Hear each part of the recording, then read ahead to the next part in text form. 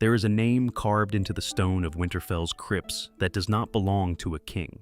It belongs to something older than kings, something that woke up in the middle of a dragon war, marched 10,000 men through ice and mud to the most powerful city in the known world, sat itself down beside the Iron Throne, and quietly told everyone around it to start digging graves. His name was Cregan Stark. And if you have ever watched Ned Stark walk calmly to his own execution with his head high and his hands still, if you have ever felt the particular weight of that Stark honor, that unbending, cold, immovable sense of what is right and what must be done, then you already understand something fundamental about the man this story is about. Because Ned Stark was many things, but more than anything else, yet he was the shadow of Cregan Stark, stretched across 200 years of history. Tonight, we are going to move slowly and deliberately through every part of Cregan Stark's life. We are going to start long before his birth, in the ancient cold of the North itself, and we are going to understand who his people were and why that matters. Then we will watch a boy become a lord at 13, wrestle power back from a treacherous uncle, lose a wife, raise a son, and then receive a dragon prince at his gates at the worst possible moment in the history of the Seven Kingdoms. We will watch the North go to war. We will walk with the winter wolves. We will stand in King's Landing when the wolf arrived and the city held its breath. And we will end, as all stories from the North end, in the silence of stone and the long, slow dark of the crypts. So, settle in. Let the cold come in through the edges. Winter is always coming, and tonight, it has arrived. Part 1. The Blood of the First Men. Who the Starks are, and why that matters to understand Cregan Stark. You have to understand the North. Not the political North, not the North as a region on a map, but the North as an idea, as a culture, as a way of existing in the world that is genuinely unlike anything south of the Neck. The Starks are ancient in a way that most noble houses in Westeros can barely comprehend. When the Lannisters speak of their ancient heritage and their pride, they are speaking of something that reaches back perhaps 2,000 years to the Andal invasion. When the Targaryens arrived from Valyria 300 years before the Dance of the Dragons, they brought with them a civilization measured in millennia. But the Starks trace their lineage back to a time when the world itself was different. Back past the Andals, past the coming of the first men across the Arm of Dorne, back to a legendary figure called Bran the Builder, who in the Age of Heroes supposedly raised two of the most extraordinary structures in the known world. He built Winterfell, and he built the Wall. That is the heritage Cregan Stark carries in his blood. Not just the weight of a noble house, not just the pride of lords and wardens, but the mythological weight of a civilization that existed before civilization had a proper name. The Kings of Winter, they called themselves in those old days. And the title carries something elemental in it. Not kings of armies or kings of trade routes, kings of winter. Some kings of the dark season itself. The North that Cregan ruled was enormous. Geographically, it dwarfed every other region in the Seven Kingdoms combined. It stretched from Moat Cailin at the Neck, where the land narrows and the bogs make any army slow and sick, all the way up to the Wall itself, that 700-foot monument of ice and magic that stands at the edge of the known world. It was a land of pine forests so thick that sunlight never reached the ground, of rivers that ran black in winter and silver in summer, of mountains whose peaks vanished into cloud for months at a time, of castles built not for aesthetics but for survival, every tower thick and low, every hearth wide enough to roast an ox. The people who lived in this land were shaped by it in ways that were visible and ways that were invisible. Visibly, they were harder than their southern counterparts. Life in the North is not a comfortable thing. Winters in the North are not the mild, inconvenient affairs that the South calls winter.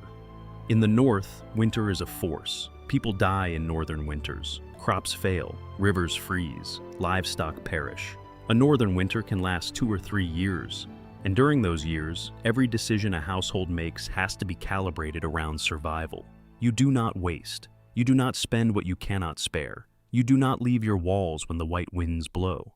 This produces a particular kind of character that was different from anything south of the Neck. Northerners were not effusive. They did not speak when they had nothing to say. They did not demonstrate warmth through performance. When a Northerner liked you, they showed it by being present, by doing what they said they would do, by not abandoning you when things became difficult. It was a culture that had learned, over thousands of years, that honesty and reliability were not virtues of convenience, but necessities of survival.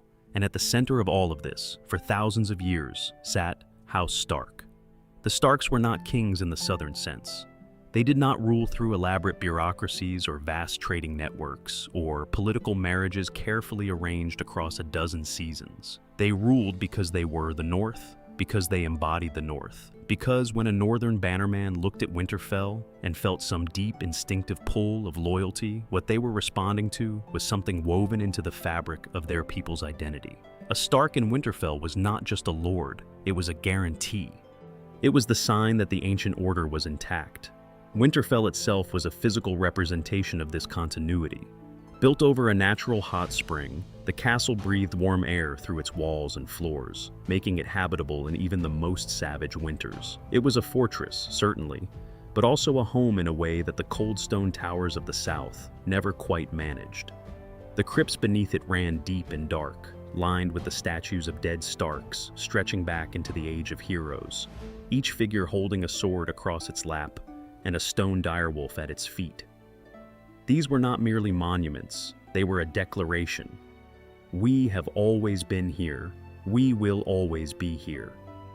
The religion of the North added to this sense of ancient permanence.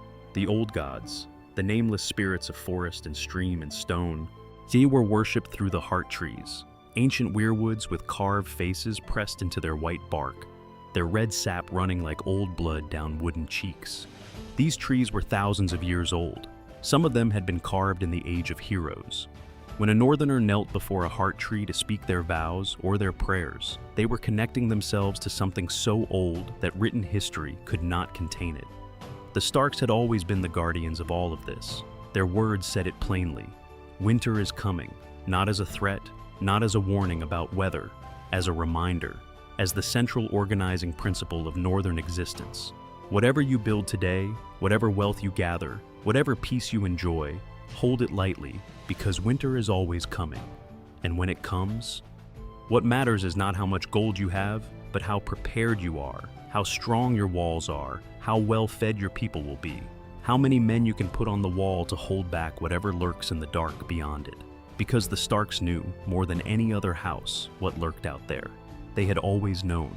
Even when Southern lords laughed at the Night's Watch and called it a collection of thieves and criminals guarding against imaginary shadows, the Starks sent their sons to the wall. Even when the Watch's numbers dwindled and its resources dried up, Winterfell kept faith with it. Cregan Stark's own ancestor, Torrhen Stark, the last king in the north, the man who bent the knee to Aegon the Conqueror, had started a tradition when he surrendered his crown. And 1 in every 10 men from the Stark household was to be sent to the Night's Watch when winter began.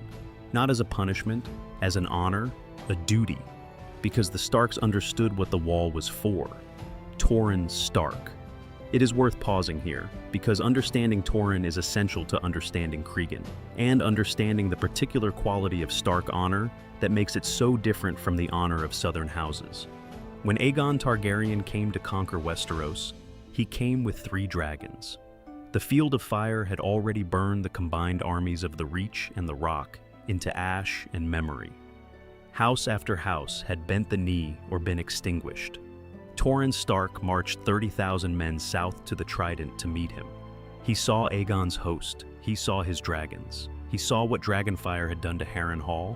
Yeah, that great castle melted and twisted into something barely recognizable as a building anymore, and he made a decision. He knelt. Some northern lords called him the king who knelt. Some said it with shame. But Cregan Stark, standing on top of the wall with Jacaerys Velaryon a century later, articulated what the Starks truly believed about Torrhen's choice. His ancestor had not surrendered out of cowardice. He had looked at the Field of Fire and understood that fighting the dragons meant watching 30,000 northern men burn. Their bones left twisted on the banks of the Trident, their families left without fathers and sons, in the worst kind of winter. Torrhen had preserved his people. Oh, and he had done it because he understood something the proud southern lords who died for their honor sometimes failed to grasp. That a living north is more useful to the living world than a noble pile of ash. The tradition of sending men to the Night's Watch that Torrhen started after bending the knee was not coincidental. It was connected. Because the Starks knew what the wall was for. They knew what waited in the dark beyond it, and they knew that honor without wisdom was just a beautiful way to die. This was Cregan Stark's inheritance. Not just lands and castles and ancient swords, but a way of thinking about duty that went deeper than personal pride, deeper than southern politics, deeper than any king's command. The duty to the north, the duty to the wall, yet the duty to the living world itself, against the cold and the dark that waited at the edge of everything. And Cregan would carry this inheritance into one of the worst periods in the history of the Seven Kingdoms, and what he did with it would be remembered for the rest of recorded history. Before we move fully into Cregan's personal story, it is worth spending a little more time with what the 100 years between Torrhen's submission and Cregan's birth actually looked like for the Stark family, because it shapes the political and cultural context in which Cregan grew up and formed his understanding of the realm. After Torrhen knelt, the Starks did something very deliberate with their post-conquest existence. They stayed home, while houses in the south maneuvered for positions at court, or while the faith militant rose and burned and was suppressed by Maegor the Cruel, while the great lords of the Reach and the Rock and the Vale inserted themselves into every royal succession and every council dispute, the Starks of Winterfell did almost none of that. They were present when they absolutely had to be. Rickon Stark, Cregan's father, traveled to King's Landing and swore his oaths when Viserys I named Rhaenyra his heir. That was appropriate and necessary, but they did not seek positions on the small council. They did not install themselves at court. They did not build the kind of political alliances that the southern houses spent their entire existences cultivating. Some historians have read this as evidence that the Starks were proud but passive, in that they kept to themselves because they lacked the ambition or sophistication for the great game of Westerosi politics. This interpretation misunderstands everything about who the Starks were. The North did not disengage from southern politics out of inability. It disengaged out of calculation and out of identity. The northern lords who served the Starks expected their lord to be in the north, governing the north, dealing with northern problems. A lord of Winterfell who spent half his time at King's Landing was a lord who was not doing his job. The bannermen of the north, the Umbers, the Glovers, the Serwyns, the Mormonts, the Karstarks, the Boltons with their ancient enmity that never fully went away, all of these powerful houses expected a Stark in Winterfell, the way the realm expected a king in King's Landing. It was the precondition of Northern order. There was also, always, the Wall. Someone had to keep faith with the Wall. Someone had to send men when the Watch needed men, to supply the keeps when the supply lines ran thin, to respond when things happened beyond the Wall that required a response. The Starks had been doing this for thousands of years, and they were not going to stop doing it, because it was now technically the responsibility of a southern king sitting on a throne made of swords. The 100 years between Torrhen and Cregan were not eventful for House Stark, in the way that historians measure eventfulness. No great battles, no dramatic coups, no memorable scandals. But they were productive in the quiet, essential way that good governance always is. The North was stable. The North's people were fed and housed and protected. The wall was maintained. The oaths were kept. It was exactly the kind of reign that no one writes songs about and that everyone is grateful for in retrospect, when they look at what happens to regions whose rulers were more focused on glory than governance. This was what Cregan Stark inherited, a domain that was deeply stable, deeply traditional, deeply itself. A domain that had not been pulled apart by southern politics or destabilized by ambitious nobles chasing positions at a court that was 1,000 miles away.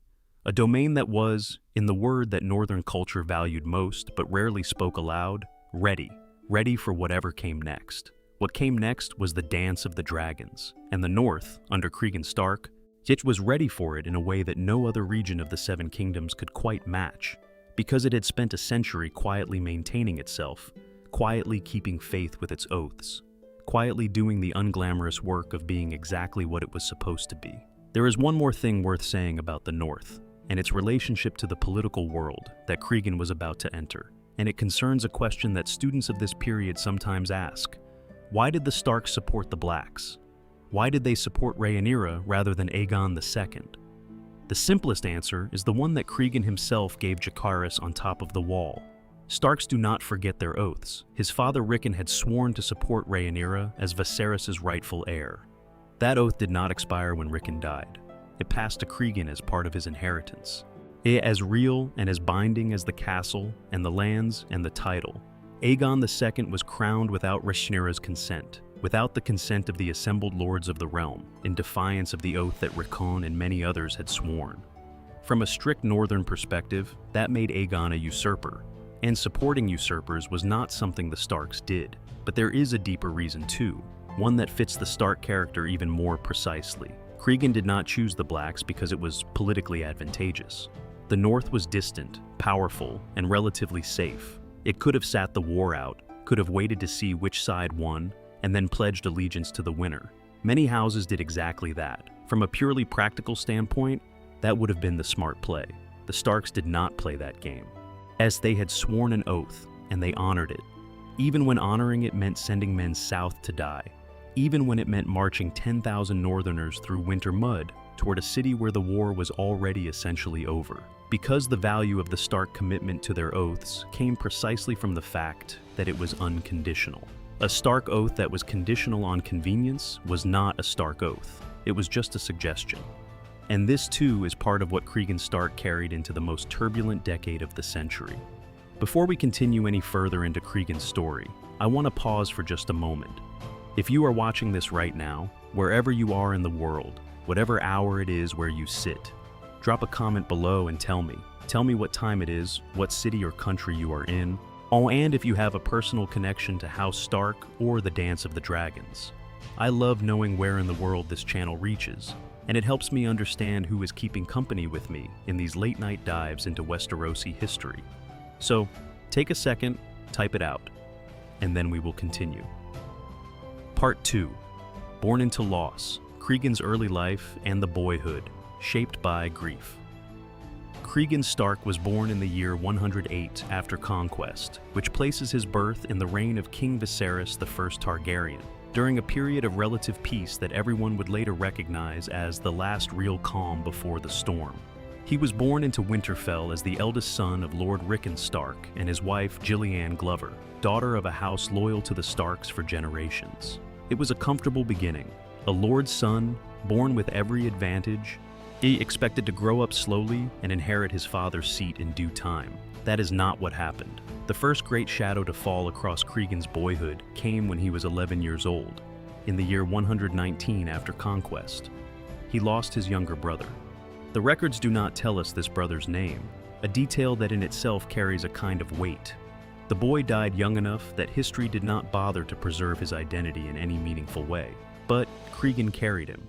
The records of Grand Maester Munkun note that when Jacaerys Velaryon arrived at Winterfell a decade later, Cregan took to him with unusual warmth, and Munkun's explanation was quiet and careful. Jace reminded Cregan of his younger brother. That kind of statement only comes from a specific kind of grief. It's the grief of someone who spent years looking at a particular age range and feeling the outline of someone who should have been there. To lose a sibling in childhood is to lose a companion, a confidant, the person who understands your specific experience of your family and your world in a way that no one else ever will. In a great northern house in Winterfell, with its cold stone corridors and its long winters and its weight of tradition, a younger brother would have been more than a playmate. He would have been the person Cregan grew up alongside, sparred with, competed with, whispered to in the dark when the castle was quiet. He died, and Cregan was left as the only child of Rickon and Gillian, and the silence that followed must have been particular and profound. 2 years later, in 121 after Conquest, Lord Cregan Stark died. Yet the cause is not recorded in any surviving source. He was simply gone, and Cregan was suddenly not just a grieving boy, but a lord. He was 13 years old. 13. Think about what that means. 13 years old is not old enough to understand half of what running a domain the size of the North actually requires. The logistics of it, the food stores for winter, the management of bannermen spread across hundreds of miles of difficult terrain, the diplomatic relationships with other northern houses, the relationship with the Night's Watch, the management of Winterfell itself as a functioning institution. All of this requires knowledge, experience, and the kind of authority that comes from being visibly adult and capable. Cregan had none of those things, at least not yet. What he did have was an uncle named Bernard Stark. Bernard was his father Rickon's brother, and by the customs of the realm, he stepped in as regent to rule the north until Cregan came of age. This was not unusual, it was the proper thing to do, and there is nothing to suggest that Bernard initially had anything other than ordinary intentions. He ruled, he managed, he kept the machinery of northern governance functioning while his young nephew grew into himself. But here is where we begin to see the first indication of the particular quality of Cregan Stark's character. Because when Cregan turned 16 in the year 124 after conquest, which was the traditional age at which a lord's son was considered to have come of age and could rightfully claim his seat, Bernard did not step down. The records describe it carefully. Bernard was slow to relinquish power. The relationship between uncle and nephew grew strained. For 2 years, from 124 to 126 after conquest, there was tension in Winterfell. On one side was a man who had grown comfortable wielding the authority of the Lord of Winterfell, who had spent years making decisions and dispensing justice and receiving the deference of bannermen, and who perhaps convinced himself that the North needed his experience more than it needed a young man who had never governed anything. On the other side was Cregan Stark, who had watched his father's seat occupied by someone else for 3 years, and who was now watching it continue to be occupied past the point of any reasonable justification. It is worth pausing on what it must have been like for Cregan during those 2 years. He was not powerless. He was the rightful Lord of Winterfell by blood and law. And every northerner with any awareness of custom would have known it. But he also could not simply throw his uncle out without creating a fracture in the northern political structure, without setting a precedent for disorder, without potentially damaging his own credibility as a lord before he had even properly started. There would have been advisors urging patience. There would have been those who quietly sympathized with Bernard's position. It required a particular kind of cold, measured judgment to watch what was happening and decide exactly the right moment to act. In 126 after conquest, when Cregan was 18 years old, he acted. He imprisoned Bernard, and not just Bernard, 3 of Bernard's sons as well. In one move, he removed the sitting regent and his most likely supporters simultaneously, eliminating any possibility of immediate retaliation or political maneuvering. It was decisive in a way that was almost startling. This was not a young man flailing or reacting emotionally. This was a young man who had clearly thought through the situation, identified the necessary response, and executed it cleanly. The North accepted it. No bannerman rode to Bernard's rescue. No great faction formed to oppose Cregan's seizure of Pur.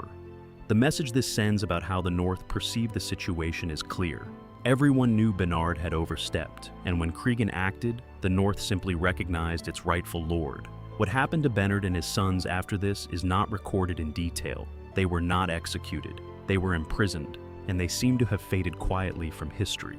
Which tells you something about how Cregan handled the situation, with sufficient firmness to establish authority and sufficient restraint to avoid creating martyrs or inflaming unnecessary grievances. Shortly after taking full control of Winterfell, Cregan married. His bride was Lady Ara Nori, a childhood friend, the daughter of a northern house that had been close to the Starks for years. There is something deliberate and quietly revealing about this choice. Cregan could have used his marriage politically, could have reached for a connection to a more powerful house or a more distant alliance. Instead, he married someone he knew, someone from his own world, his own culture, someone who already understood what Winterfell was and what being its lady required. It was a happy choice, by all accounts.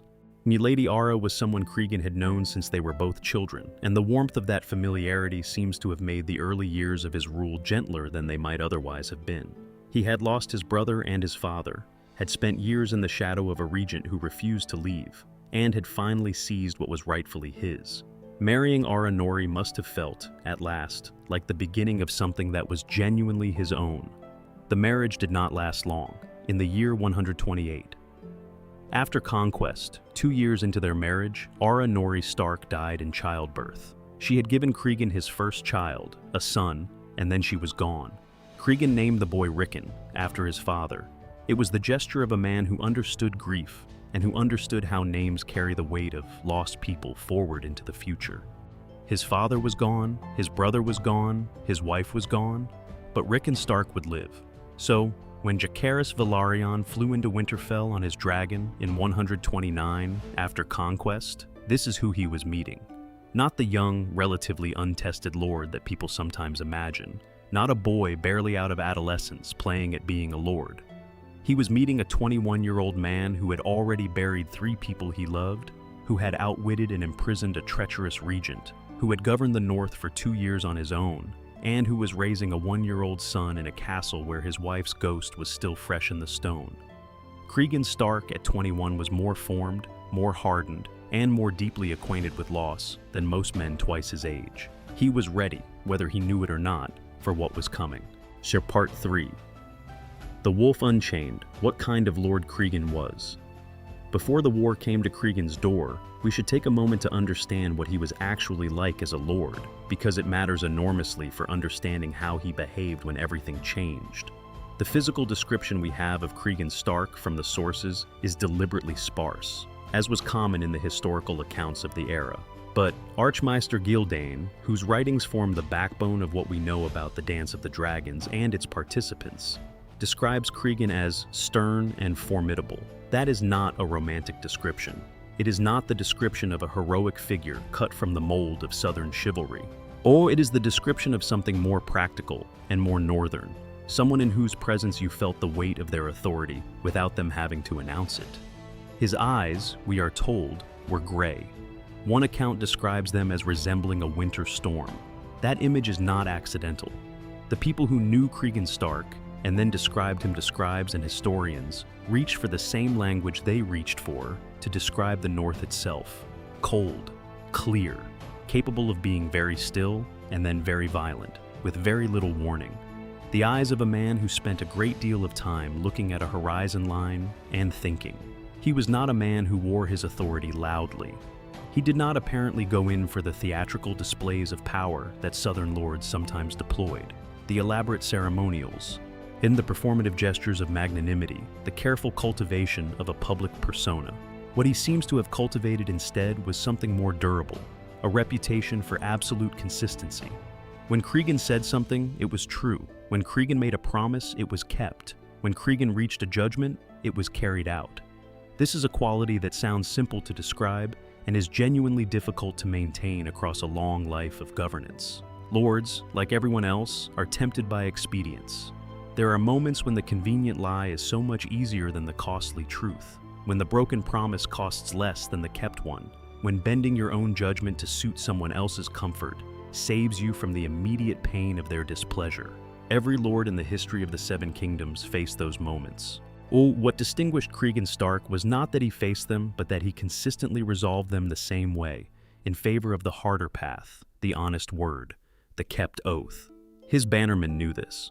The lords who served under the Lord of Winterfell, the Serwyns and the Glovers and the Manderleys and all the other northern houses with their own proud traditions and their own complex histories, they served Cregan not just because he was the Stark and the Warden and the rightful lord, but because they knew what to expect from him.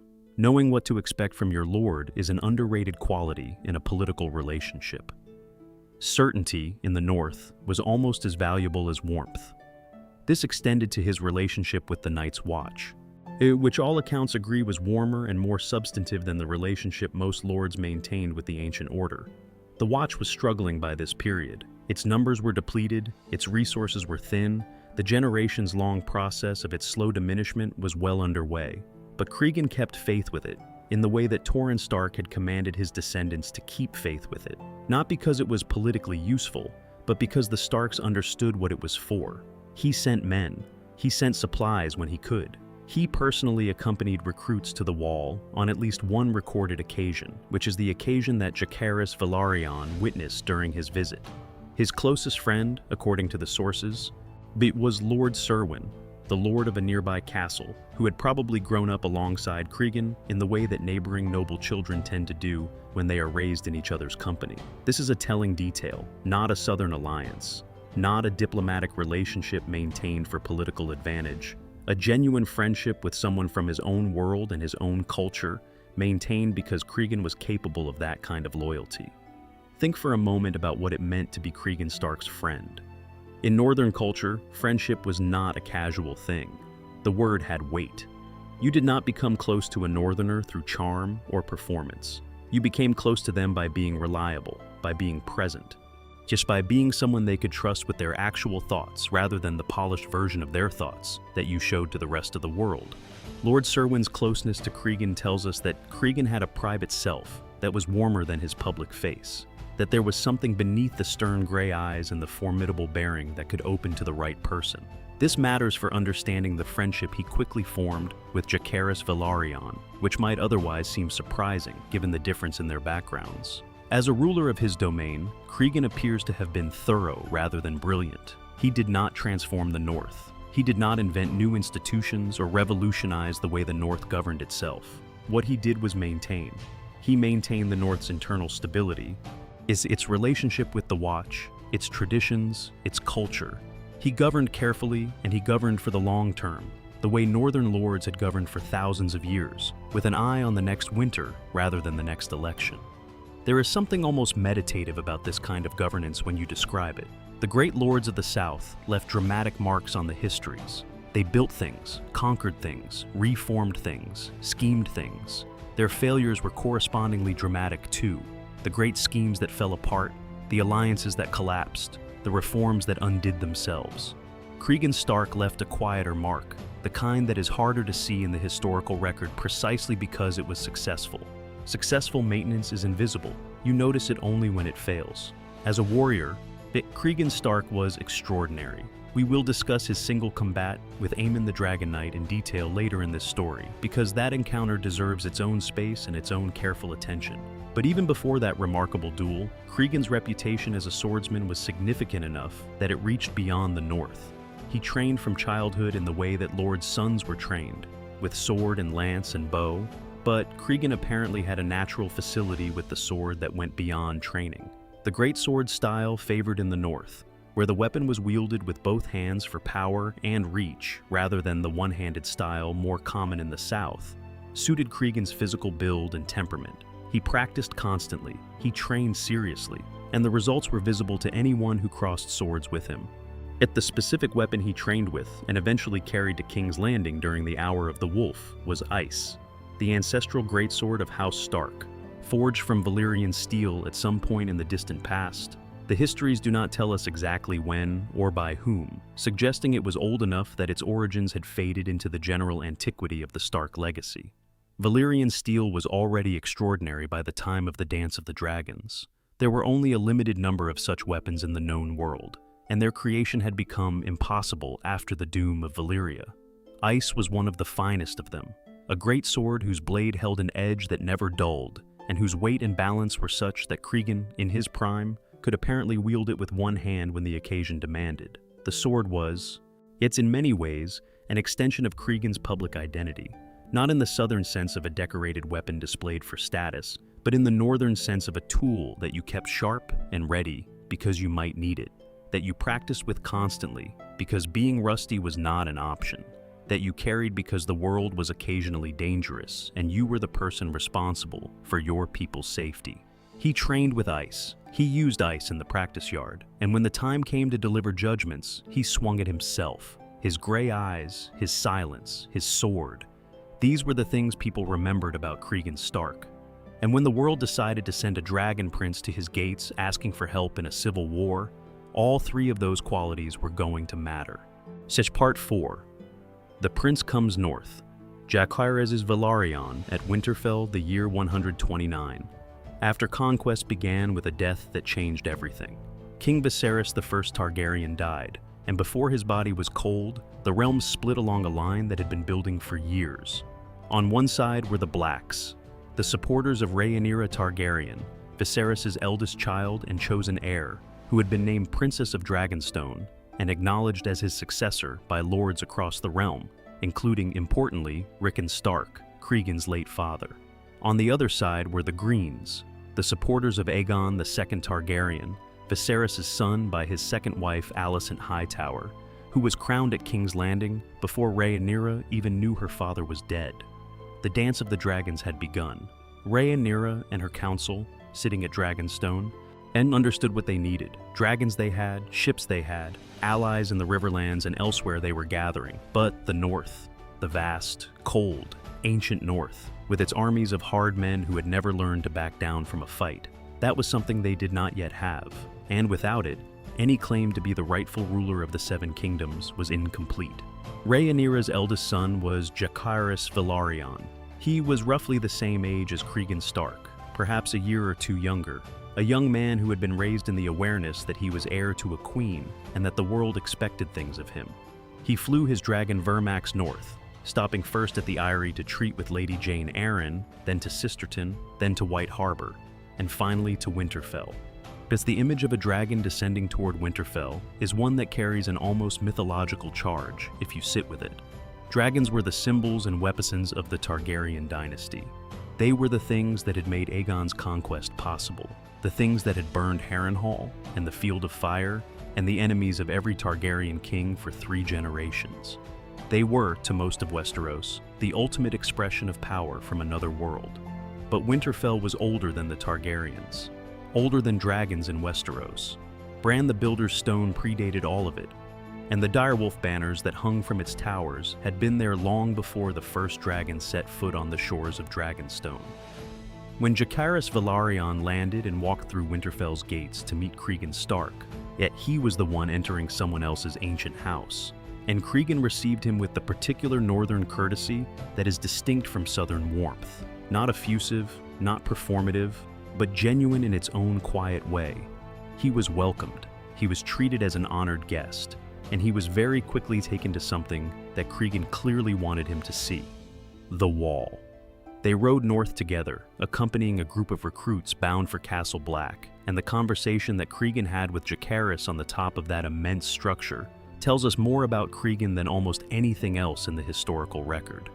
Standing 700 feet above the world, looking out over the frozen darkness to the north, Cregan told the Dragon Prince the things that the North understood that the South had never properly grasped. He told him about duty, was about the tradition his ancestor Torrhen had started, of sending one in every 10 men from the Stark household to the Watch. He told him about the difference between a sentence and an honor, about how the men who went to the Wall were not being discarded, but were fulfilling the most ancient obligation of the North, standing between the living world and whatever waited in the dark.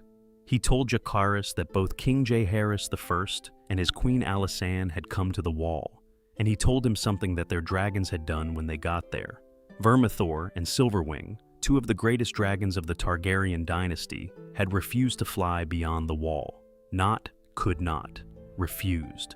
2 creatures of fire and scale that feared almost nothing in the known world had stopped at the Wall's edge and would go no further.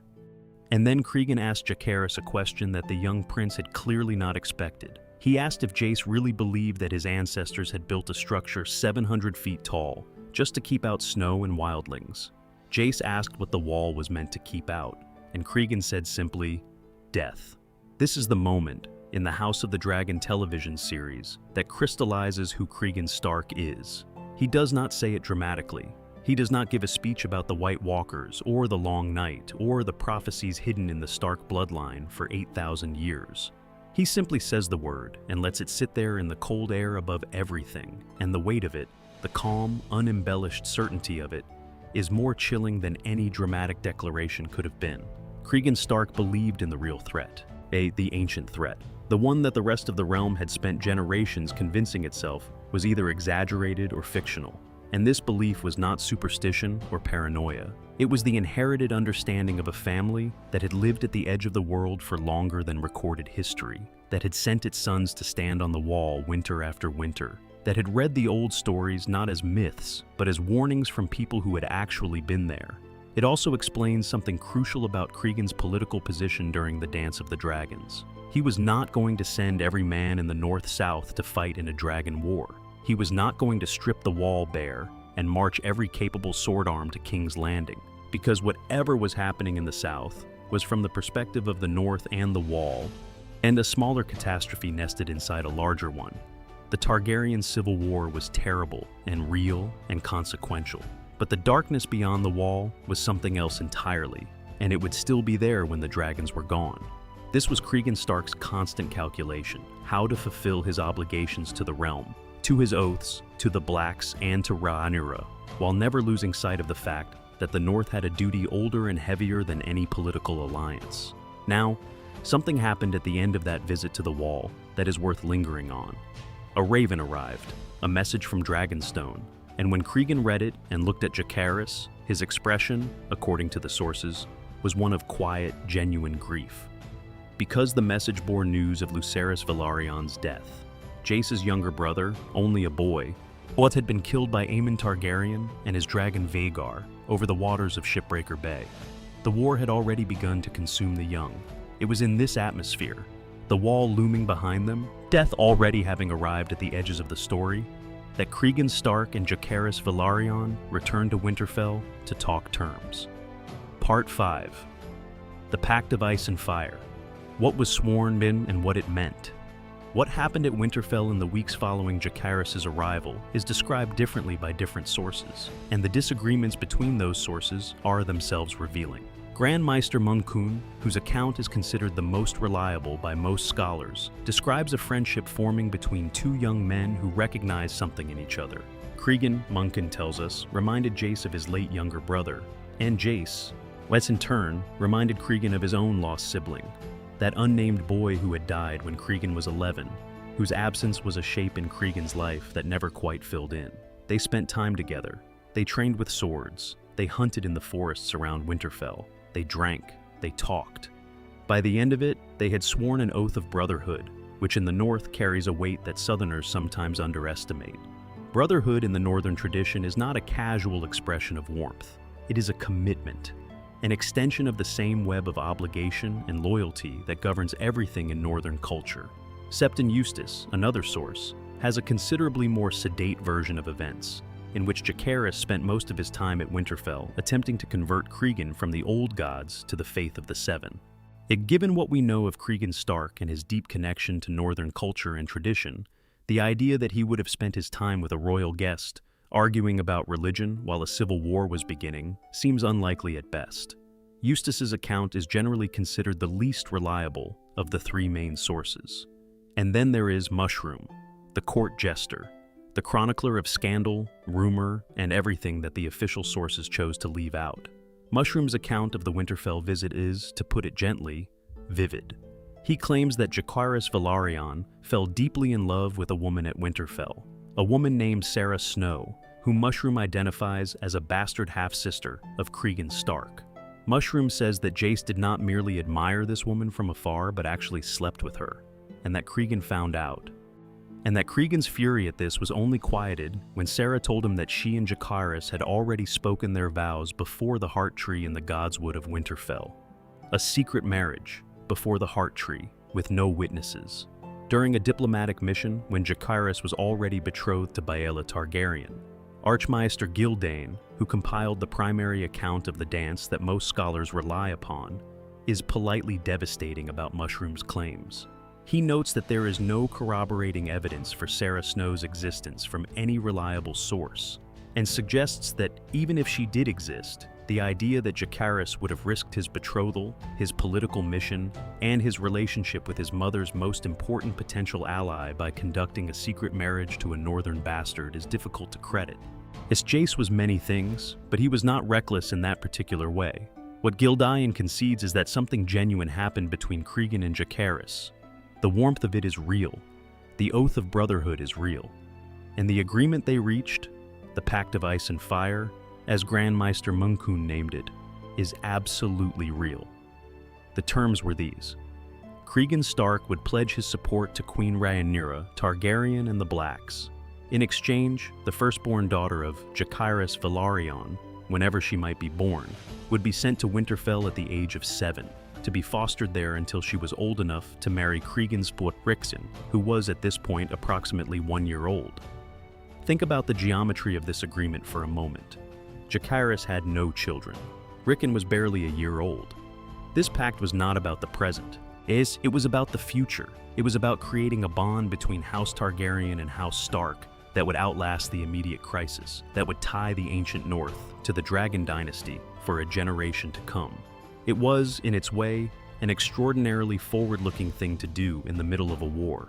Both Cregan and Jacaerys were thinking past the fighting to what the realm would look like when the fighting was done. The name that Munkun gave the agreement was not accidental. The Pact of Ice and Fire. Ice for the North, for Stark, for the cold ancient world of Winterfell and the Wall. Fire for the dragons, for Targaryen, for the volcanic energy of Valyrian blood. Two fundamental forces of the world, committing to an alliance sealed in the future flesh of children not yet born.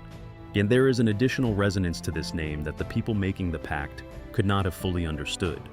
Because Aegon the Conqueror, Torrhen Stark's contemporary, had dreamed of a coming winter so absolute and so deadly that only a unified Westeros could survive it, and he had called that dream a Song of Ice and Fire. The Pact of Ice and Fire, made a century after Torrhen's submission, was in some ways the continuation of an alliance that the first Targaryen king had known would be necessary.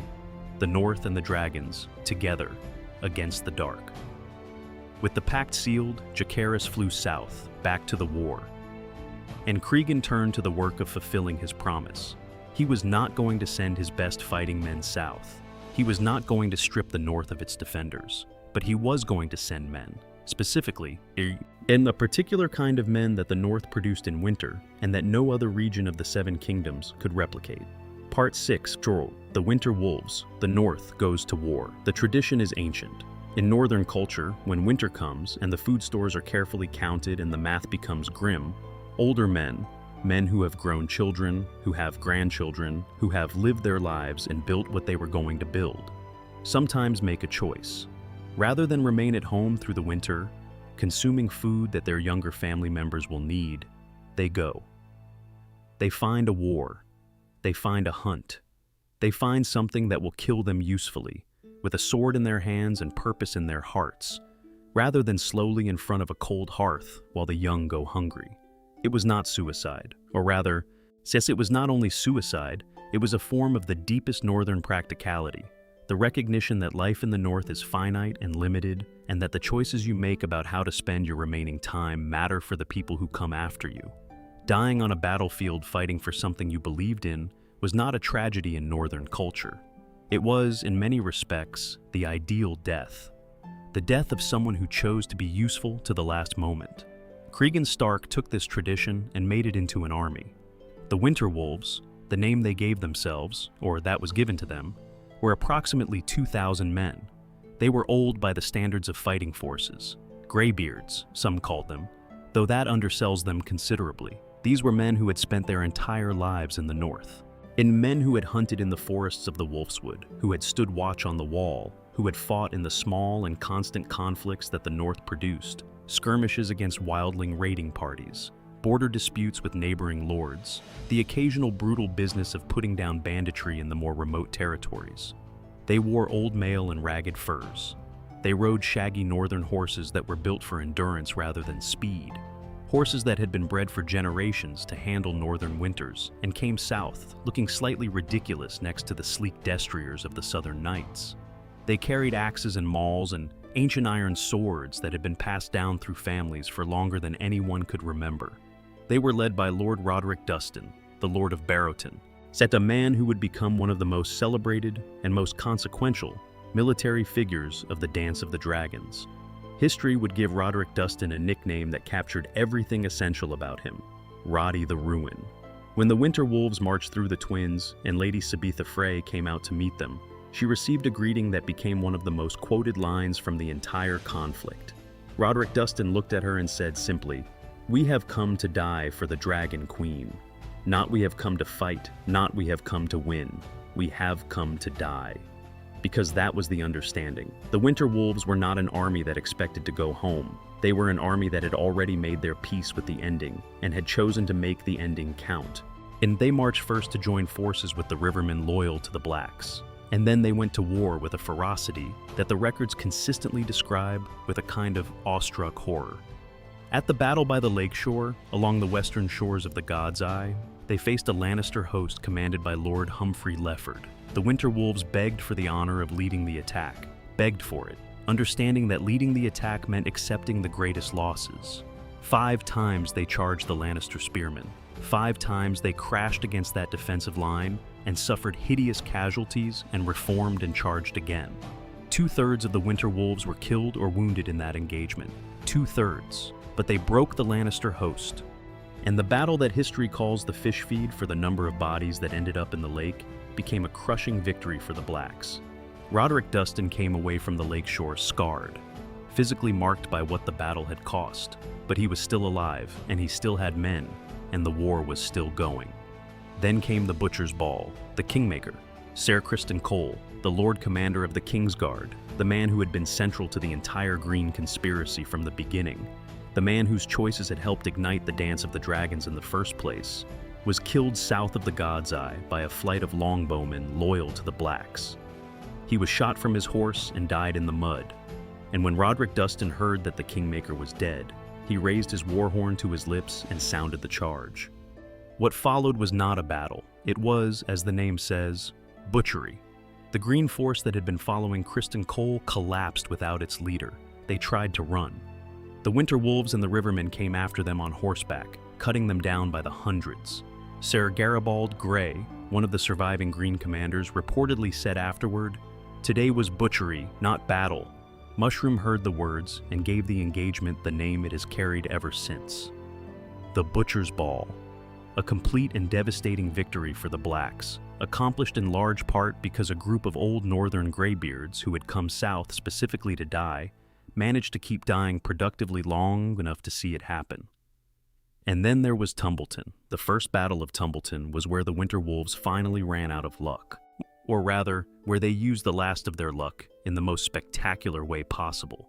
The remaining Winter Wolves rode out from a postern gate while the battle was raging. They were outnumbered.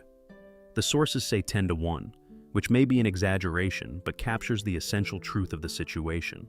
What remained of the 2,000 graybeards who had marched south from Barrowton was a much smaller force charging into a much larger one. They charged anyway. Because of course, they did. Roddy the Ruin led them straight at Ormond Hightower, the Lord of Old Town, the commander of the Green forces at Tumbleton. It was a moment that the histories describe with something close to reverence. The singer said that by the time Roderick Dustin reached Ormond Hightower, he was drenched in blood from head to heel, his shield was in splinters, and his helm was cracked. Sir Brynden Hightower, Ormond's cousin, cut off Roderick's shield arm during the fighting. Roderick killed both of them anyway, Ormond first, then Brynden, and then he died. He died having killed the Lord of Old Town. He died having completed what he came south to do. The Winter Wolves, what remained of them, fell around him in the chaos of Tumbleton. The Blacks were then betrayed at that same battle by two dragon riders, Sir Hugh Hammer and Sir Ulf White, who turned on their own side, but that is the broader story of the dance and not Cregan's story specifically. What matters here is this. Cregan Stark had sent 2,000 men south, and those 2,000 men had fought in 3 major engagements, had killed the Kingmaker, had won the fish feed, had killed the Lord of Old Town, and had died doing all of it. As they had done exactly what they came to do. They had been useful to the last moment. Back in Winterfell, Cregan received the news of the battles. He received the news of Jacaerys' death at the Battle of the Gullet. Jace, his oath brother, his brother by choice, killed in a dragon battle over the sea.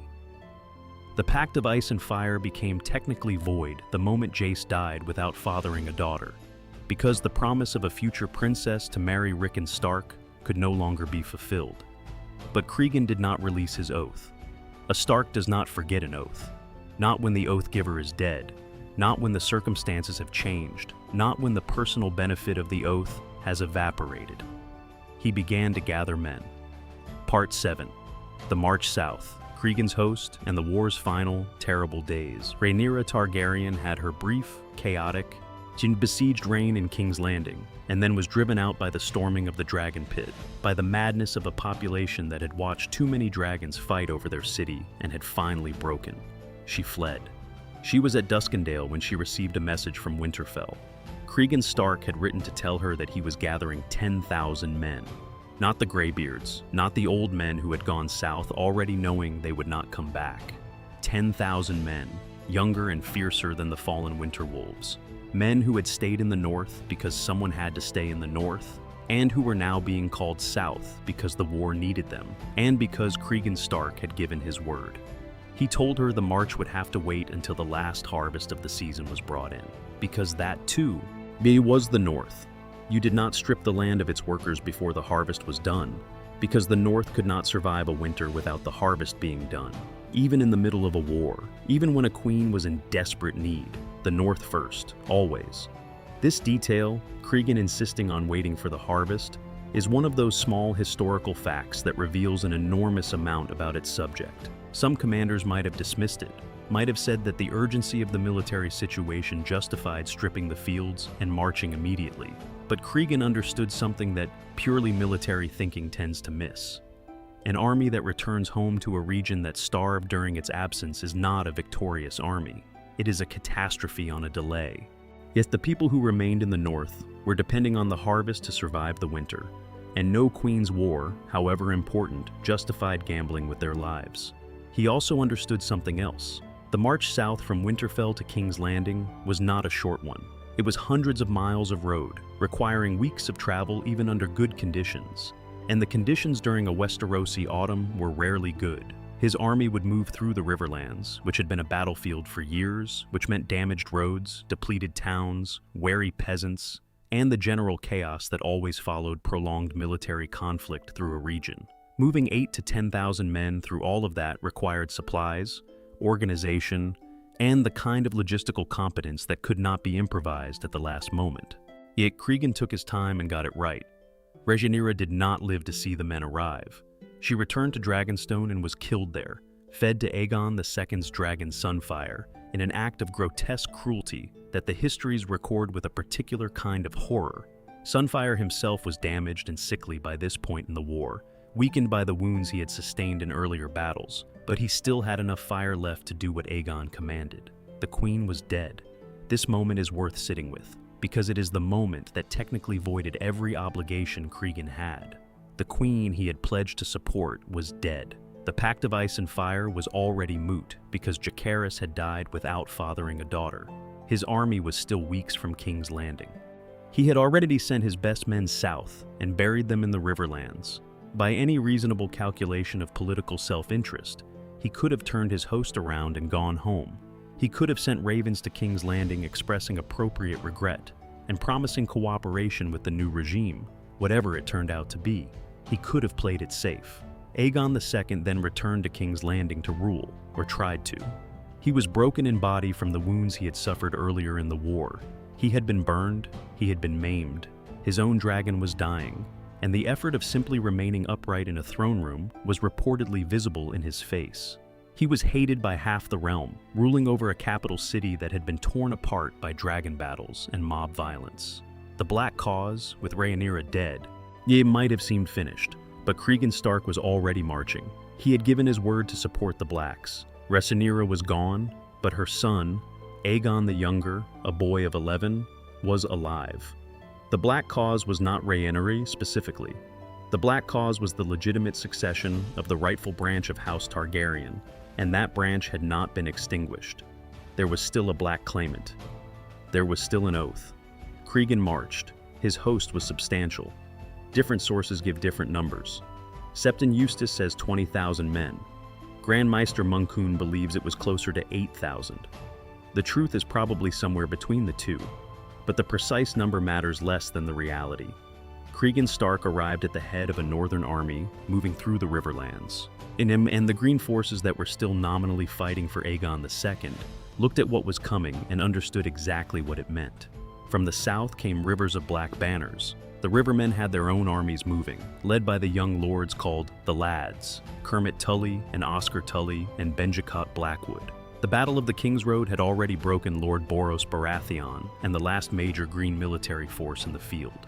Boros Baratheon, who at the very beginning of the dance had sent Lucerys Velaryon away from Storm's End without his life, who had chosen the Greens because it seemed to offer him the better marriage alliance. Boros and his army were destroyed by the Rivermen before Cregan's Northerners were anywhere nearby.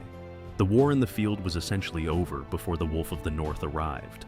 Yet Aegon II was poisoned before Cregan's host reached King's Landing.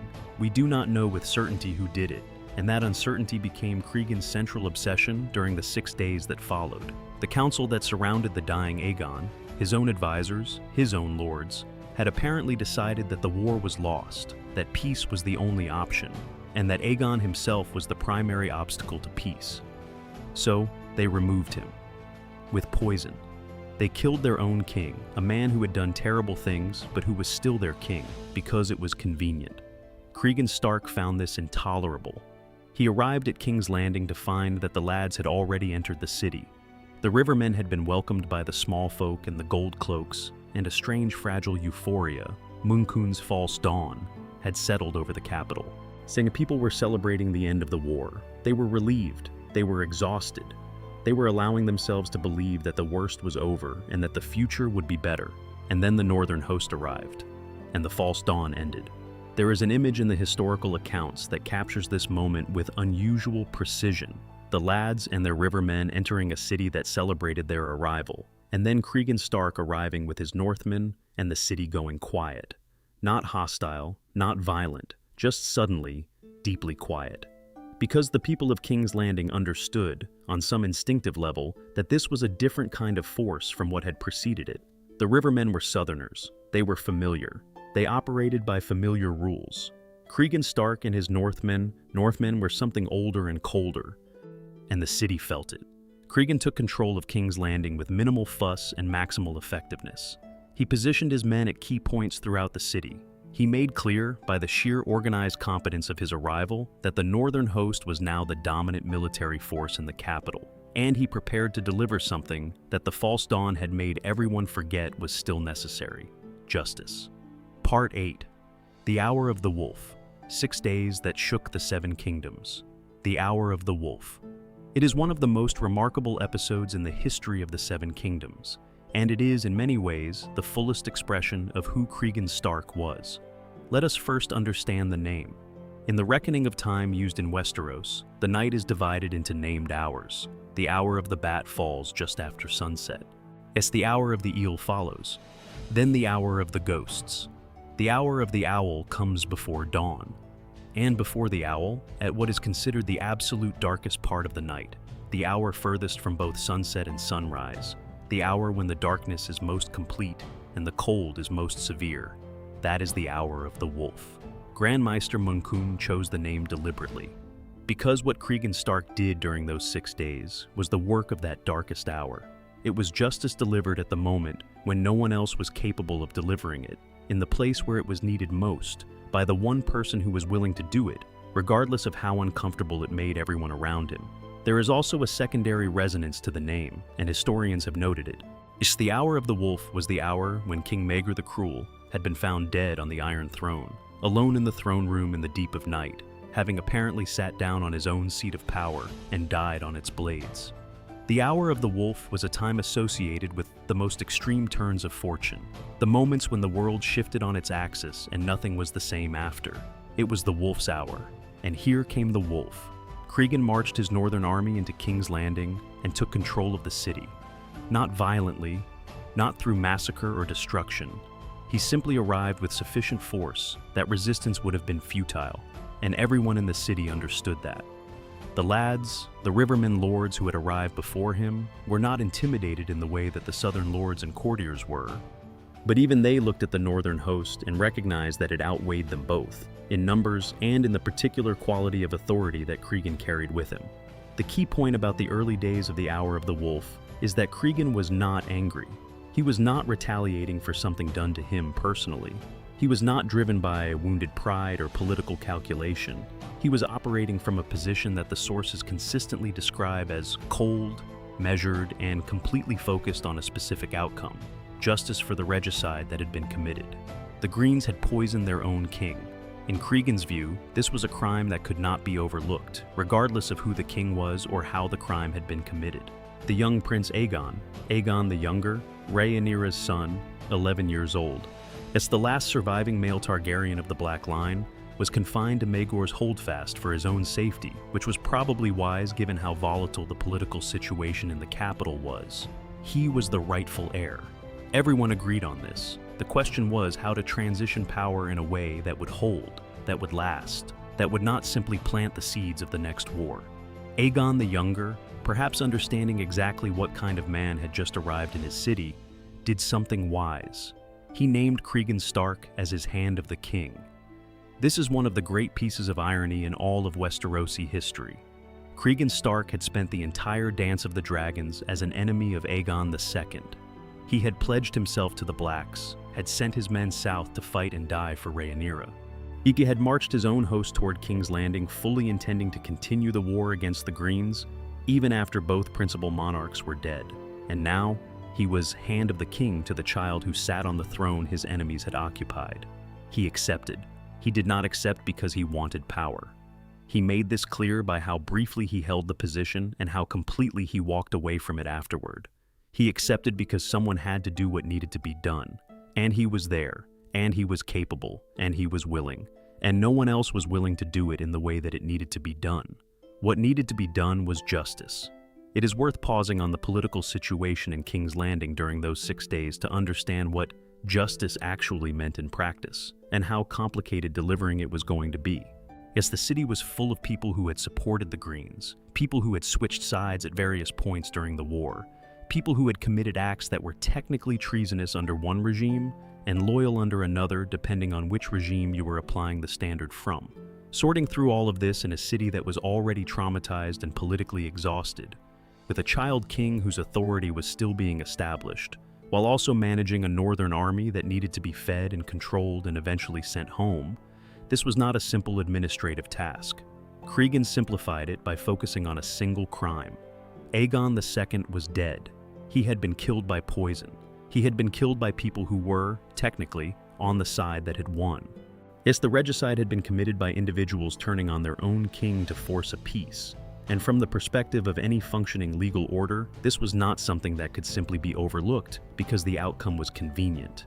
He arrested 22 men. 22 people were taken and confined, accused of complicity in the poisoning of Aegon II. The list was remarkable. It included people from every faction, every political alignment, every level of society. It included Lord Larry Strong, the Master of Whisperers, the Clubfoot, the Spider, the man who had whispered his way through 3 reigns and survived everything by knowing everything and being useful to whoever was in power. It included Lord Corlys Velaryon, the Sea Snake, one of the greatest figures in the history of House Velaryon, as a man who had supported the Blacks for the entire war. It included Sir Perkin the Flea, a mercenary soldier of middling reputation who had become briefly important in the chaos of the war's end. It included Sir Giles Belgrave, a member of the Kingsguard who had sworn to protect Aegon II, and had failed in that protection in the most fundamental way possible. Cregan sat not on the Iron Throne, but on a plain wooden trestle bench at the foot of it. That bench detail is one of the most characteristically Stark things in the entire historical record.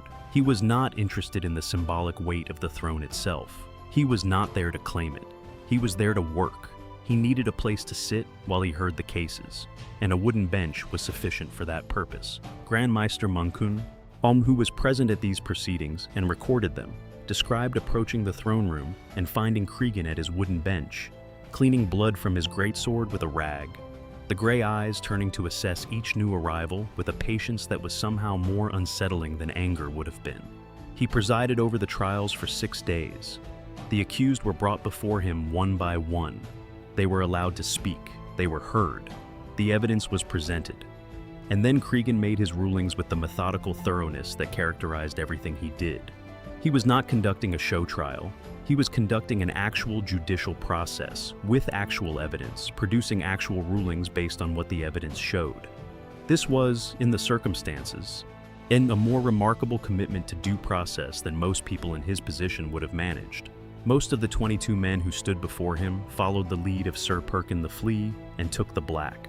They volunteered for the Night's Watch, trading execution for a cold life on the wall. And Cregan, who understood better than anyone what the Night's Watch was for and how desperately it needed men, allowed it. 19 men, in the end, put on the black. 2 men did not.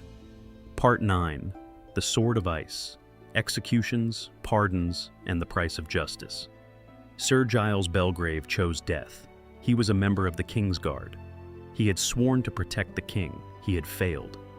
And when Cregan had made a pointed remark about the impropriety of a Kingsguard member outliving his king, Belgrave apparently agreed. He did not deny the logic. He did not beg. He accepted the judgment with a dignity that the sources note even Cregan respected. There was something almost pure about it. A man who understood what his vows had required of him, understood that he had fallen short of those vows in the worst possible way, and accepted the consequence without argument. Larys Strong chose death for entirely different reasons. Larys the Clubfoot, the last surviving member of House Strong, had survived everything the Dance of the Dragons had thrown at him through a combination of intelligence, patience, and the particular ruthlessness of someone who had learned very early that brute force was not available to him and had therefore developed every other weapon at his disposal. He had been the eyes and ears of multiple monarchs. He had known things that no one else knew. He had arranged things. He had whispered things. He had been indispensable. He was not going to survive Cregan Stark. When Larys realized that there was no information he could offer that would make Cregan spare him, no scheme available that would work on this particular judge, he accepted his execution. He also made one last small request, that Cregan remove his clubfoot before burying him. He didn't want to drag it around in the afterlife. Cregan agreed to this.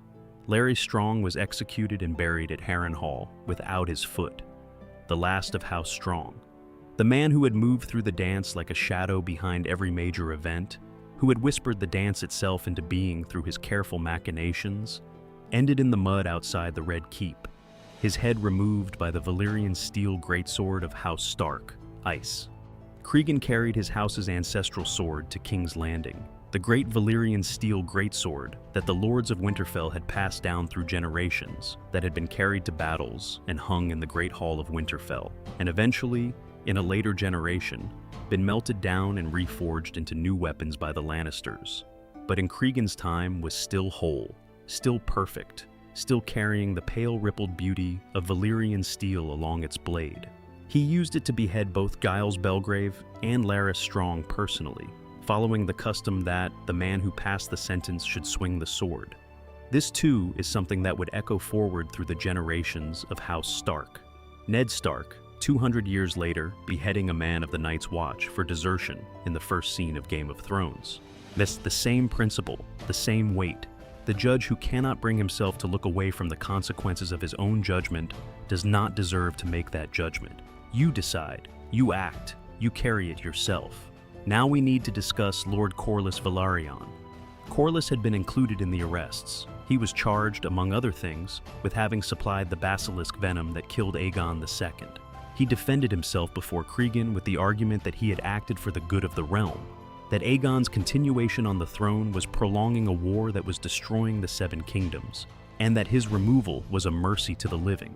It was not a defense that acknowledged guilt. It was a defense that questioned whether what he had done was actually wrong.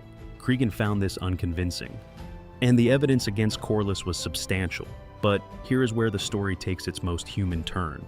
There was a woman, Lady Alysanne Blackwood, Black Aly as she was called, a young woman of the Blackwood family who had come south as part of the general movement of black supporters following the war. She was present at court. She was apparently remarkable in the way that certain people are remarkable, the kind of presence that catches your attention without asking for it. Cregan had noticed her. The Targaryen princesses Baela and Rhaena, Corlys's granddaughters, had already appealed to young King Aegon the Younger to spare their grandfather. Aegon had agreed and had communicated this to Cregan, but Cregan was not satisfied that Aegon's mercy alone was sufficient to override the weight of the evidence. He had his judicial process, and he intended to see it through. Alysanne Blackwood made Cregan an offer. If he would spare Corlys, she would marry him. Cregan Stark agreed. Whether this was a pure negotiation or whether genuine attraction played a role in it, the sources do not say definitively. What they do tell us is that Cregan and Alysanne Blackwood spent enough time in proximity during those 6 days for Cregan to recognize something in her that he wanted to keep near him, and that she was apparently both brave enough and pragmatic enough to make the offer that she did. It was a bold thing to do, not the offer of a passive woman hoping for rescue, the offer of someone who understood exactly what currency she had available and chose to spend it on her grandfather's life. Corlys Velaryon was pardoned, yet he was eventually restored to his position as Master of Ships. He would continue to be a significant figure in the realm for years to come, and Cregan Stark prepared to take a second wife. The day after the executions, he resigned as Hand of the King.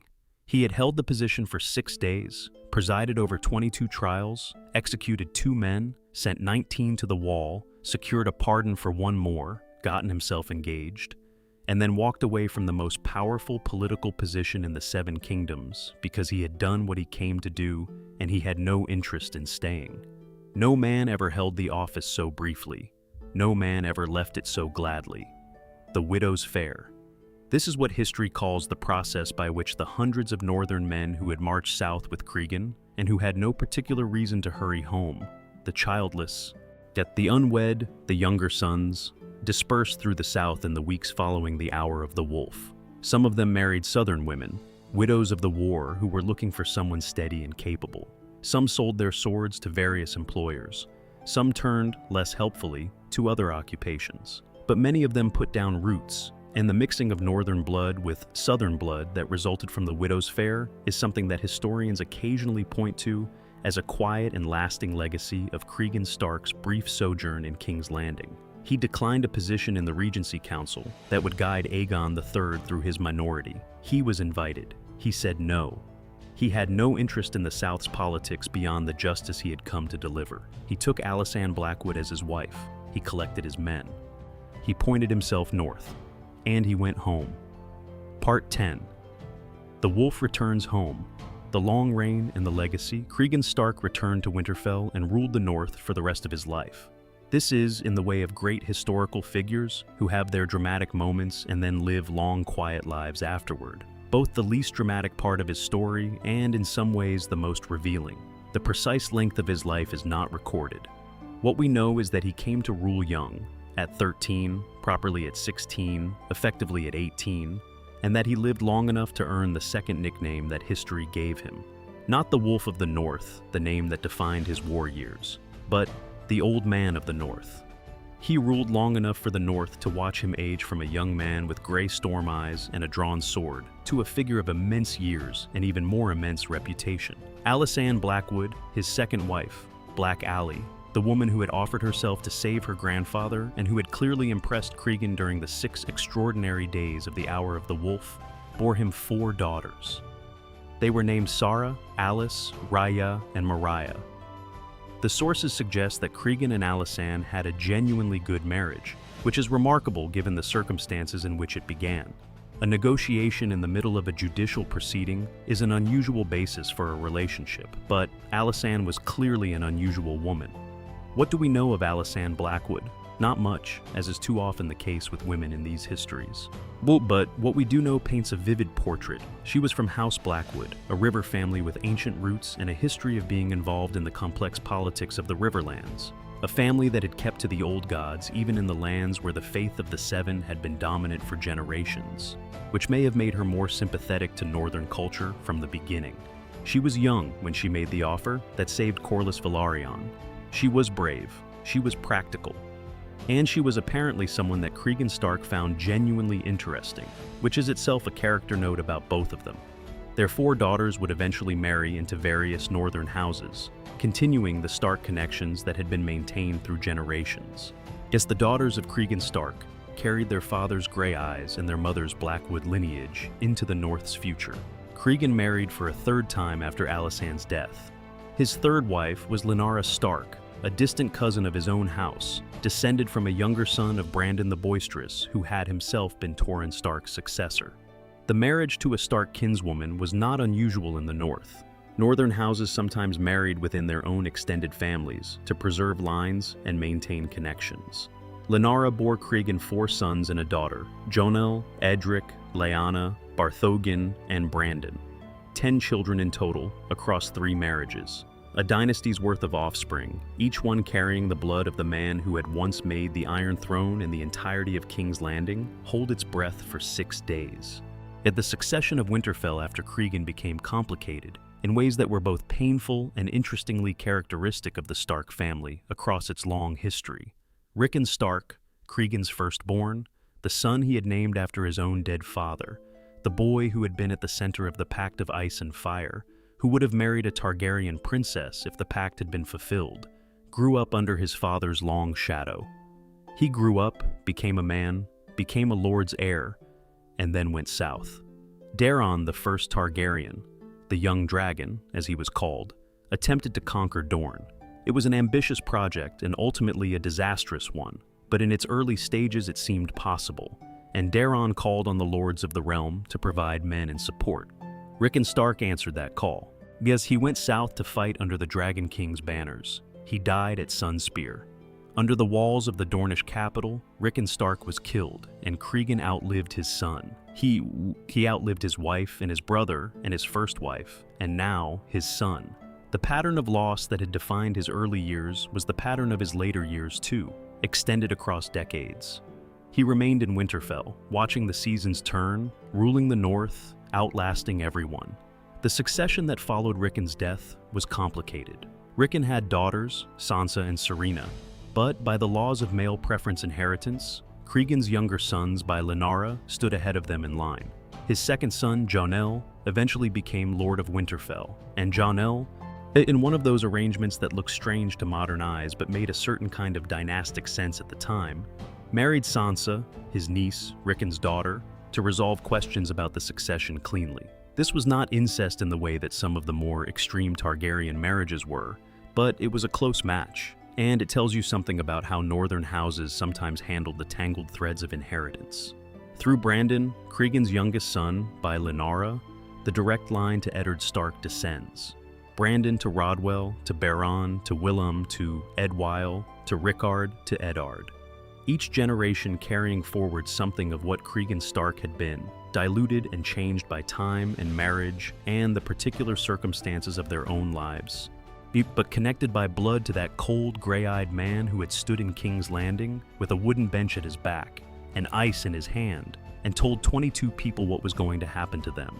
The North that Cregan governed through the long years of his reign was not a static place. After the Dance of the Dragons, the realm was exhausted and diminished. The dragon population had been catastrophically reduced. Every great dragon had died in the war, and the few smaller ones that survived were sickly things that eventually died off in the years that followed, leaving the world without dragons for the first time in living memory. Magic itself seemed to fade with them. The free cities were renegotiating their relationships with the new regime. Trade routes that had been disrupted by years of war were slowly being rebuilt, and in the north, the aftermath of having sent so many men south was felt in the composition of the households and communities that had sent them. The widow's fare, that strange dispersal of northern soldiers who stayed in the south after the Hour of the Wolf, had carried northern blood and northern culture into the Riverlands and beyond. Some of those men wrote letters home. Some of them sent children home to be raised in the north. Some of them simply vanished into the south and were absorbed by it. The mixing of cultures that this produced is one of the quieter legacies of Cregan's southward march. Not a dramatic historical event, but a slow diffusion, the way water eventually finds its way through stone. Cregan managed all of this with the same steady, unhurried competence that he had brought to everything else. He kept faith with the Night's Watch, as he had always kept faith with it. He managed his bannermen with the firm consistency that the North expected from its lord.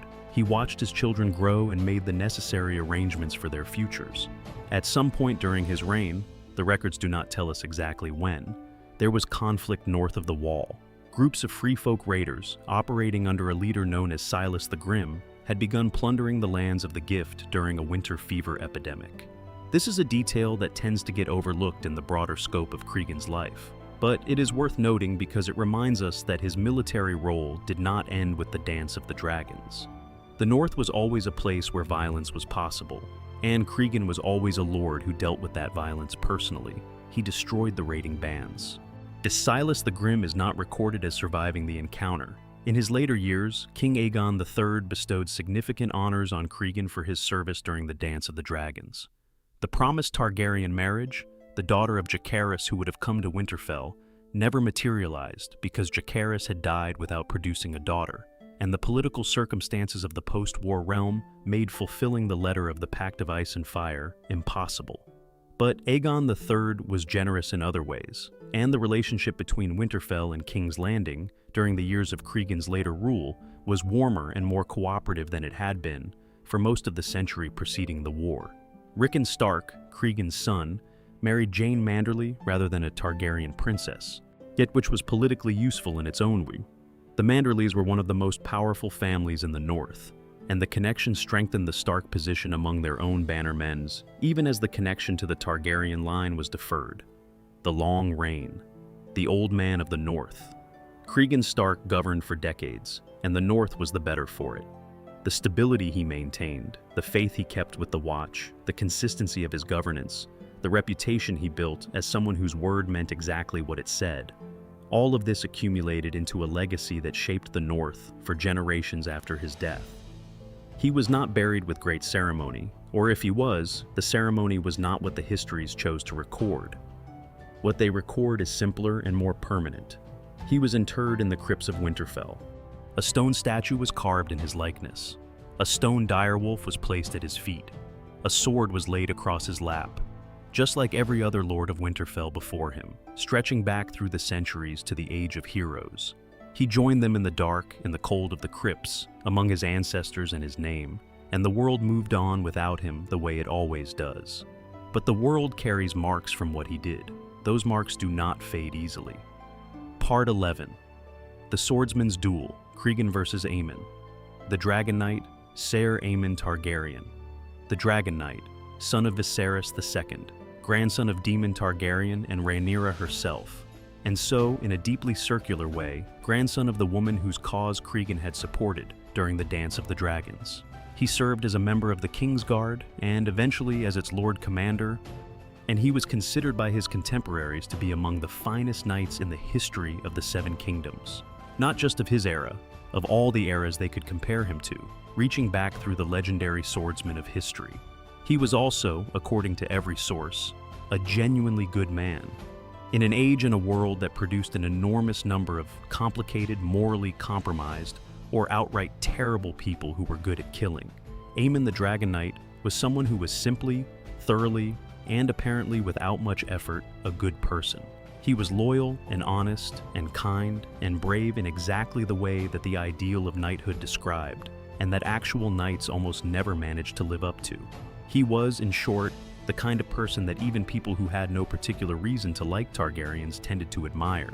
Yet to fully appreciate the weight of what happens when he and Cregan cross swords, you need to understand what kind of reputation Aemon carried.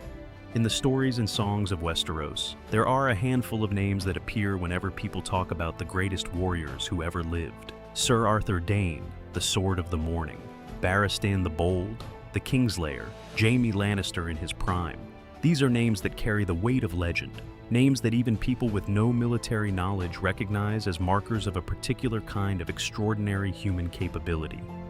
Aemon the Dragon Knight was at the top of that list for his era, and by many accounts, for all eras. He was the benchmark. He was the standard.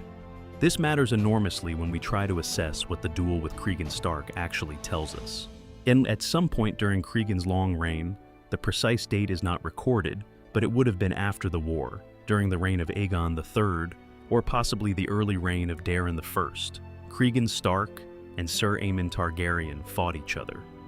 The context is frustratingly absent from the historical record. We do not know if it was a formal duel arranged between them, a sparring match during some court occasion, or a spontaneous test of skill between two men who recognized in each other a worthy challenge. We know only that they crossed swords, and we know what happened afterward.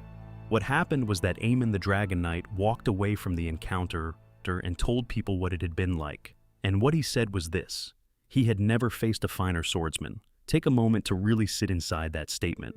As Aemon had spent his entire career fighting the best of his generation. He had trained from childhood with the finest masters in King's Landing. He had been in actual combat situations, not just tournaments, not just practice yards, against opponents who were genuinely trying to kill him. He had developed his skill against the highest possible competition, refined it under the pressure of real stakes, and built a reputation that was acknowledged by everyone who witnessed him in action as something truly extraordinary. And at the end of all of that, the finest swordsman he had ever faced was a northern lord who had spent his career not at court, not in the south, but in Winterfell, training in the cold and the isolation of the north. Fighting free folk and managing a domain that was not exactly celebrated for producing the sophisticated knightly culture of the South. The geographical and cultural component of this is worth dwelling on. Southern knightly culture had developed specific traditions of swordsmanship, refined through generations of tournaments and formal martial training at well-resourced courts. Northern swordsmanship was a different tradition entirely, rawer, more direct, less concerned with the elegance of form, and more concerned with the result. The Northern Greatsword style prioritized power and reach, the ability to end a fight quickly and decisively, rather than to extend it with the kind of back and forth that made for entertaining tournaments. When Cregan Stark trained with ice, he was training with a specific philosophy about violence that was different from Aemon's. And yet when they met, Aemon found himself facing not just a competent Northern fighter, but the finest swordsman he had ever encountered. This tells us something important about the quality of Cregan's training and his natural ability, but it also tells us something about the timing of the encounter, which is perhaps the most remarkable detail of all. Aemon the Dragon Knight was approximately 28 years younger than Cregan Stark. Think about what this means in practice. By whatever point they fought, and given the reigns in which Aemon served, this was probably at some point in the 150s or 160s after conquest. Cregan was in his late 40s at the very youngest, and more likely in his 50s or early 60s. He was a man who, in the physical terms of a medieval world where men's bodies wore out much faster than they do, today was old. Old enough to have grandchildren, old enough to have buried a wife and a son. Old enough that most lords of his era would have been sitting by their fires and letting younger men do the actual fighting. And this man, in this condition, was the finest swordsman Aemon the Dragon Knight had ever faced. A younger man by nearly 3 decades, in the prime of his own extraordinary career, looked at Cregan Stark, old, scarred, gray-eyed, winter-hard, and recognized something there that none of his own generation could match. What was it? What was the quality that made Cregan so extraordinary, even in his age? There are several things we can reasonably speculate about. Experience. First of all, Cregan had been training with a sword for his entire life, and a life longer than Aemon's own career was a long time to refine any skill. The Northern style, which emphasized endurance and power over speed and finesse, may have actually suited an older fighter well, since raw strength and explosiveness fade faster than learned skill and tactical intelligence. Cregan's size and build, the Northern physique suited to decades of cold weather and physical hardship, would have helped him sustain the power of his strikes even as he aged. But there is also, almost certainly, something that cannot be reduced to technique or training. There is the quality that some fighters have and some do not. Yet the quality that makes the difference between someone who is excellent and someone who is genuinely extraordinary, the ability to read a fight, to understand what an opponent is going to do before they do it, to control the tempo of an engagement through something that looks like intuition but is actually the accumulated weight of thousands of hours of practice and genuine combat experience. Cregan had that. You could feel it when he picked up a sword, the sources suggest, the way you can feel the quality of a master craftsman's work simply by watching them move. It is also worth noting that Cregan fought Aemon when he was old, when he was the old man of the North, and he was still the finest swordsman Aemon had ever seen. If an aging Cregan was the best Aemon ever faced, what was Cregan like in his prime? What was he like at 21? Bus when he rode out to the wall with Jacaerys? What was he like at 30 when he was gathering the winter wolves? What was he like at the height of his physical powers, before time had done whatever time does to even the hardest northern warriors? We will never know. The Dance of the Dragons did not give Cregan the chance to demonstrate his skill in single combat in any way that the records preserved. His great contribution to that war was strategic and political rather than personal. He marched men and he judged men and he sent men to die, but the sword he carried, ice, old and cold and perfect, did its work only in the throne room of the Red Keep, taking the heads of men who had already been convicted and condemned. Whatever Cregan was capable of at the height of his fighting years, the evidence was not left in any historical record. Yet the duel with Aemon the Dragon Knight gives us our clearest window into what Cregan Stark truly was as a warrior. And what it shows us is someone who remained at the pinnacle of martial ability for so long and so consistently that even in old age he could make the finest knight of his generation say that he had never met anyone better. It is one of the most quietly astonishing details in all of Fire and Blood, and it tends to get overlooked in the more dramatic events that surround it. But if you sit with it, if you really feel the weight of Aemon the Dragon Knight, one of the great warriors in Westerosi history, looking at an old northern lord and saying he was the finest, then you understand something about Cregan Stark that no amount of political history can quite convey. He was, in the truest sense, the Wolf of the North. And the wolf did not grow dull with age. Bran Stark, in a later generation, would walk through the crypts of Winterfell and point at Cregan's statue and say to a companion, "He fought with Prince Aemon once, and the Dragon Knight said he'd never faced a finer swordsman." It is a small, casual sentence in the text of a song of ice and fire, but it carries an enormous amount inside it. Because Bran Stark is a boy from a later era who has grown up in the shadow of Ned Stark's honorable and somewhat quiet reputation. And even so, when Bran thinks about his ancestors in the crypts and wants to say something interesting about Cregan, what he reaches for is not the Hour of the Wolf, or the Pact of Ice and Fire, or the Winter Wolves. What he reaches for is the sword fight. Yet the reputation of the man as a fighter was so considerable that it outlasted every other detail of his life in casual popular memory. Cregan Stark was, by general consensus, the finest swordsman in the Seven Kingdoms during his prime. He may have remained the finest even in what should have been his decline. And he did this not through magic or dragon blood or any supernatural advantage, but through the same qualities that defined everything else about his life: relentless training, physical toughness, a refusal to make excuses, and the cold competence that came from a culture where being capable was not optional. Part 12. What Cregan Stark means, the echo through to Ned Stark and beyond. Cregan Stark outlived his eldest son Rickon, who died fighting for Daeron I during the conquest of Dorne in 157 after conquest. So he had sent a son to die for a Targaryen king. The pattern of loss that had defined his boyhood continued to define his old age. The people he loved died before him, and he remained in Winterfell, ruling, watching, waiting. When Cregan died, we do not know exactly when, but he was old, genuinely old. The Old Man of the North in more than nickname. He was interred in the crypts of Winterfell. A stone statue was carved in his likeness. A stone direwolf was placed at his feet. A sword was laid across his lap, just like every other Lord of Winterfell before him, stretching back through the centuries to the Age of Heroes. But his story did not end there. His story continued forward through his children and their children, and the long chain of Stark lords that followed, each one carrying something of what he had been. His youngest son Brandon, Cregan's son by Lyanna Stark, eventually became Lord of Winterfell, and is the ancestor of the direct line that runs down through the generations to Eddard Stark. Ned Stark, the man who began Game of Thrones as its moral center and lost his head for being exactly that. The man who walked to the great sept of Baelor and refused to lie, refused to play the game the way the game was meant to be played, refused to bend his honor even when bending it might have saved his life and the lives of his children.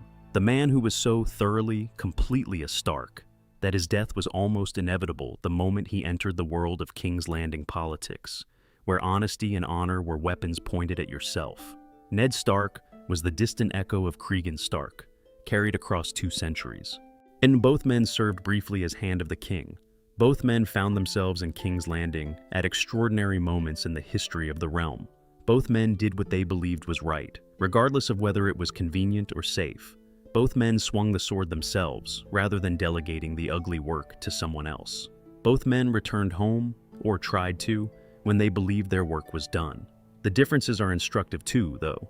Cregan survived his time in King's Landing. He survived it because he arrived at the head of an army, because the situation he faced was one where his power was unambiguous and his authority was recognized. Ned arrived as a single man with a political appointment and no army at his back, in a court that was already actively conspiring against him. The structure was different. The outcome was different, but the essential quality of the man, the quality that made both of them, in their different ways, magnificent and ultimately limited by their own virtue, that was continuous. There is also the matter of the wall. Cregan Stark stood on top of it with Jacaerys Velaryon and looked north into the dark and said, "Death."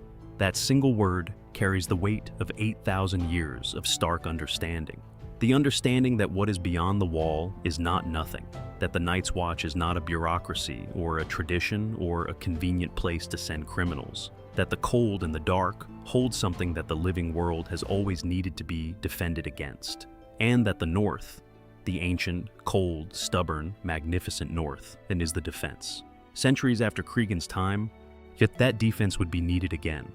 The White Walkers would come, the Long Night would threaten to return, and a descendant of Cregan Stark, a bastard born of ice and fire, of Stark and Targaryen blood. The literal embodiment of what the Pact of Ice and Fire had been reaching toward would be the person who made the final difference. Jon Snow, the Song of Ice and Fire made flesh.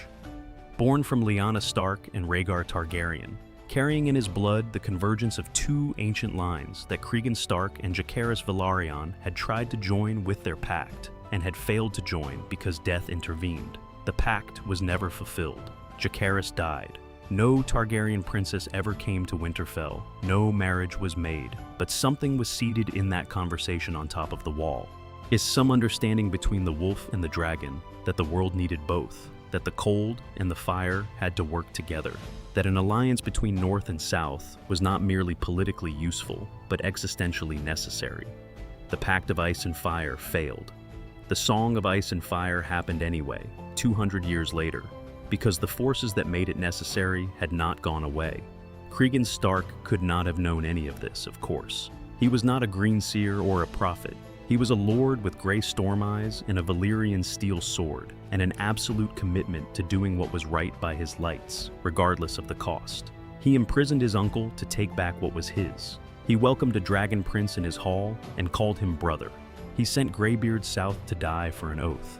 And he marched 10,000 men through the winter mud to a city already at peace because he had made a promise.